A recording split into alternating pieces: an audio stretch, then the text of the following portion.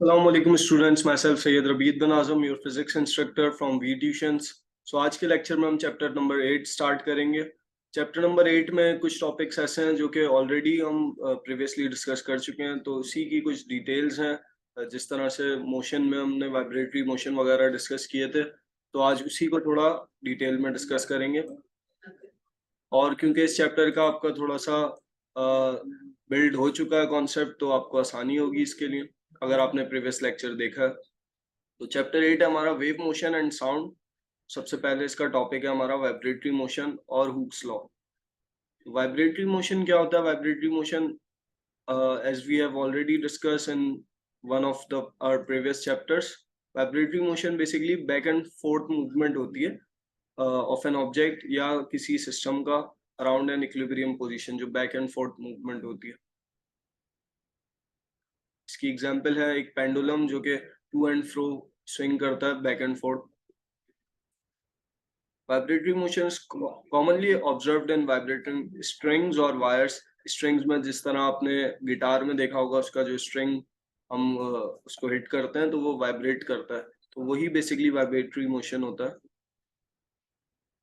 Again उसी की example आई हुई है, plucking a guitar string causes it to vibrate producing musical notes. और इसके अलावा vibratory motion operation of speakers में भी यूज होता है, स्पीकर्स में साउंड प्रोड्यूस करने के लिए। The diaphragm of a speaker vibrates back and fourth. इसके लिए आपको नेक्स्ट स्लाइड में एक उसकी एक वीडियो भी है, जिससे आपको और बेहतर समझ आएगा कि किस तरह इलेक्ट्रिकल एनर्जी को साउंड वेव्स में कन्वर्ट किया जाता है। Vibratory motion is involve in the operation of many mechanical devices. Different mechanical devices में जरूरत के हिसाब से वाइब्रेटरी मोशन को यूज किया जाता है, जिस तरह इंजन्स में, डिफरेंट इंजन्स में और टर्बाइंस में। Reciprocating motion of pistons in an engine involve vibratory motion. जो इंजन्स में पिस्टन्स यूज होते हैं उसमें भी बैक एंड फोर्थ मूवमेंट होती है, तो उसमें भी वाइब्रेटरी मोशन ही यूज होता है। तो इसकी एग्जांपल हम समझते हैं, ये एक डायफ्राम ऑफ अ स्पीकर है। तो स्पीकर हम जब भी ऑब्जर्व करें अगर इसे, तो इस तरह कुछ बैक एंड फोर्थ मूवमेंट होती है, जिसकी वजह से जो इसकी इलेक्ट्रिकल एनर्जी है वो कन्वर्ट होती है साउंड एनर्जी में, वेव्स प्रोड्यूस होती हैं, साउंड वेव्स। और सिमिलरली इस तरह एक ये पिस्टन है इंजन का, तो इसमें क्या होता है बेसिकली, ये आप अगर पिस्टन पे गौर करें तो बैक एंड फोर्थ मूवमेंट हो रही है इसकी अराउंड इट्स इक्विलिब्रियम पोजीशन, तो ये भी वाइब्रेटरी मोशन की ही एग्जांपल है।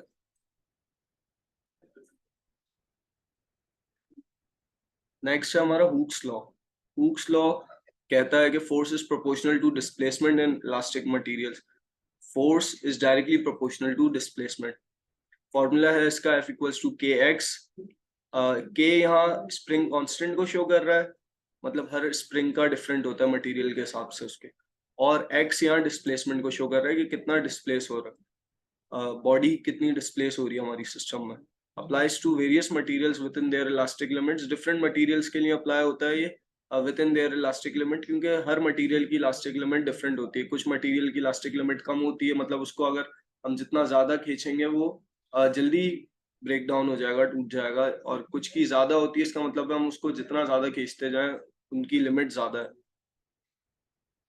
अच्छा, it is widely use in engineering to predict material behaviour. Materials के बिहेवियर को प्रिडिक्ट करने के लिए यूज किया जाता है ये, ताकि हम अपनी हिसाब से, अपनी रिक्वायरमेंट्स के हिसाब से मटेरियल को सेलेक्ट कर सकें कि हम कौन सा मटेरियल बेस्ट है हमारे काम के लिए। तो हुक्स लॉस के लिए यूज किया जाता है, ताकि मटेरियल का बिहेवियर, उसकी इलास्टिक लिमिट का पता चल सके। Hooke's law is used to calculate the potential energy stored in a spring when it is stretched or compressed. Hooke's law basically calculate करता है potential energy को, जो कि एक spring में store होती है जब उसको stretch या compress किया जाता है, which has implications for system involving energy transfer and conservation. ऐसे सिस्टम जिनमें हमें एनर्जी ट्रांसफर करानी होती है, कंजर्वेशन ऑफ एनर्जी होती है, उसमें इसकी इम्प्लीकेशंस होती है हुक्स लॉ की। इलास्टिक रिस्टोरिंग फोर्स क्या होती है? नाम से ही पता चल रहा है, इलास्टिक रिस्टोरिंग फोर्स, जो कि रिस्टोर होती है due to elasticity of a spring.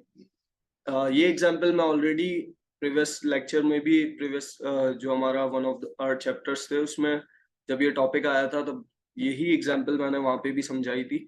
यहाँ बेसिकली किया गया यार एक स्प्रिंग से अटैच है एक बॉडी, इसको हम जब खींचेंगे ऐसे आगे की तरफ मतलब उसको स्ट्रेच करेंगे तो स्प्रिंग की जितनी लिमिट है उतनी वो स्ट्रेच होगी। उसके बाद जब हम उसे वापस छोड़ेंगे तो वो कंप्रेस होगी कुछ इस तरह से। आप थर्ड डायग्राम अगर देखें तो ये वापस कंप्रेस हो रही है, तो ये अबाउट इट्स इक्विलिब्रियम पोजीशन ही वापस जा रही है। और जब ये रुकेगी तो अपनी इसी इक्विलिब्रियम पोजीशन पर रुकेगी जो कि इस लाइन से शो हो रही है, जो कि जब ये रेस्ट में थी, जब इनिशियल स्टेज पे थी उस वक्त उसकी पोजीशन थी। तो ये कुछ सिंपल कॉन्सेप्ट्स थे और इनको ज़हन में रखते हुए ही हम आगे चलेंगे नेक्स्ट लेक्चर में। तो इनकी इनकी मदद से आगे के कॉन्सेप्ट्स हमारे बनते जाएंगे। और इन कॉन्सेप्ट्स में कुछ ऐसी मुश्किल चीज़ नहीं थी क्योंकि ये ऑलरेडी आप पहले भी अगर आपने लेक्चर देखा होगा तो आपका ये कॉन्सेप्ट्स पहले से क्लियर होंगे। अगर फिर भी आपके कोई क्वेश्चन हैं तो हमारी WhatsApp community is always open, वहाँ आप पूछ सकते हैं। और इसके अलावा हमारा यूट्यूब चैनल सब्सक्राइब करें ताकि आपको हर आने वाली लेटेस्ट वीडियो मिल सके। Thanks for watching this lecture. मिलते हैं नेक्स्ट लेक्चर में, तब तक के लिए अपना ख्याल रखें। अल्लाह हाफ़िज़।